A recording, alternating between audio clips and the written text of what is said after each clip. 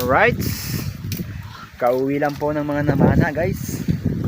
Yan o, magluto sila ng sinabawan. Siyempre may tapos yan. Tambak naman yung isda. Uy, may pagi pa. Bawal ba itong pagi? Yan o. Grabe, hinuli na rin nila pati pagi. Yan, ba yan? Grabe.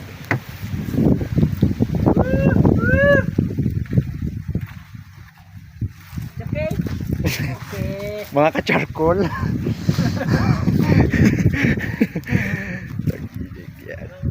Right. Diyan sa bag, boss.